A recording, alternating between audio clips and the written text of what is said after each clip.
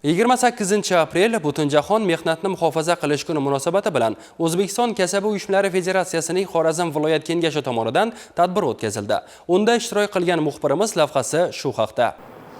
Xalqaro mehnat tashkiloti ma'lumotlariga ko'ra, har yili dunyo bo'ylab 2 milliondan ortiq ishchi ish joyida baxtsiz hodisalar yoki mehnat faoliyati bilan bog'liq kasalliklar tufayli vafot etar ekan. Xalqaro mehnat tashkiloti tashabbusi bilan mana shu 28 aprel har yili Butunjahon mehnatni muhofaza qilish kuni sifatida nishonlanadi. Bundan maqsad baxtsiz hodisalarning oldini olish, kasb kasalliklarning oldini olish va qolaversa xavfsiz, ajoyib bir mehnat sharoitini targ'ib qilishdan iborat. Yana bir jihati, bu sana har yili turlicha shiorlar ostida nishonlanadi. Joriy yil ushbu sana sog'lom psixologik ijtimoiy ish muhitini ta'minlaylik shiori ostida nishonlandi.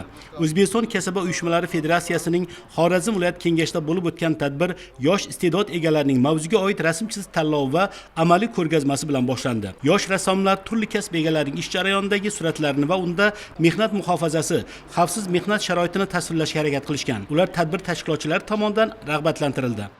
Quruvchi rasmini tasvirladim. Bu yerda quruvchimiz o'z ishchilarini, loyihasini tasvirlab ko'rsatib berib turibdi va quruvchilarimizda hamisha o'zini kiyimlari va himoya bosh kiyimi bo'lishi shart. Shunda har xil vaziyat bo'lishi mumkin va buni boshqa ishchi xodimlar ham kiyishi kerak. Bu foyda bo'ladi, har xil ofatlardan saqlaydi. Va men bu yerda belgi qo'yibman. Har xil meni o'tmasliklari uchun har xil xavf-xatar bo'lishi mumkin. To'siq qo'yibman. Va bu yerda loyihasini ko'rsatib berib turibdi. Ishchi xodimlarning bu yerda qurilish ishlari bo'lib turibdi, ko'rib tursiz. Men shu rasmimda shu jarayonlarni tasvirladim. Shuningdek, tadbir davomida korxona tashkilotlarining mehnatni muhofaza qilish bo'yicha ko'rgazmalar namoyishi ham tashkil etildi. Har bir soha mutaxassislari ishchi xodimlarga xavfsiz mehnat sharoiti yaratish bo'yicha qilinayotgan ishlar hamda maxsus ishchi kiyimlari, asbob-uskunalari bilan tanishtirdi. Shundan so'ng tadbirning bugungi sana shiori bilan bog'liq davra suhbati davom etdi.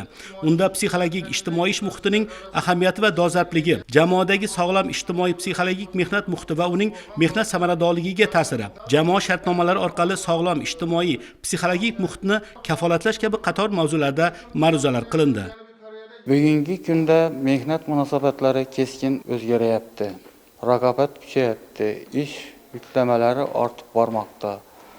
Raqamli texnologiyalar esa insonda doimiy diqqat va tezkorlikni talab qiladi.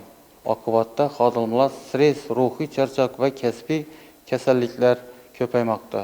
Shuning uchun Xalqaro mehnat tashkiloti aynan psixologik ijtimoiy muhitga urg'u bermoqda.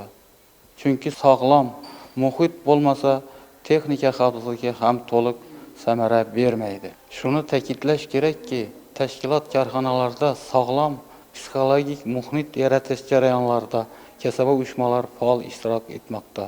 Kasaba uyushmalari avvalo xodimlarning huquqlarini himoya qilish orqali psixologik barqarorlikni ta'minlashga xizmat qiladi.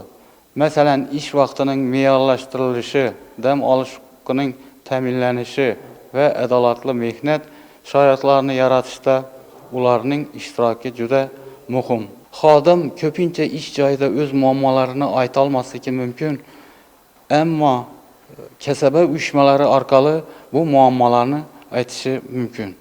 Bu esa shu muammolarni hal bo'lishiga sababchi bo'ladi. Ma'lumot o'rnida Xalqaro mehnat tashkiloti olib borgan o'rganishlarda ma'lum bo'lishicha, dunyo bo'yicha ish joyidagi bosim va depressiya oqibatida har yili 840 ming kishi vafot etadi. Dunyo iqtisodiyoti yiliga o'rtacha 1 trillion dollar zarar ko'rmoqda. Bir yilda o'rtacha 12 milliard ish kuni yo'qotilyapti. Dunyo ishchilarining 20% o'zini yolg'iz his qiladi. Mana shu ko'rsatkichlar ish joylarida sog'lom psixologik ijtimoiy mehnat muhitini rivojlantirish qanchalik zarurligini ko'rsatmoqda. Davra suhbati qatnashchilari mehnatni muhofaza qilish sohasidagi mavjud muammolar, ularning yechimlari va navbatdagi vazifalar yuzasidan fikr almashdilar. Sana munosabati bilan mehnatni muhofaza qilish bo'yicha e'lon qilingan tanlov g'oliblari munosib taqdirlandi.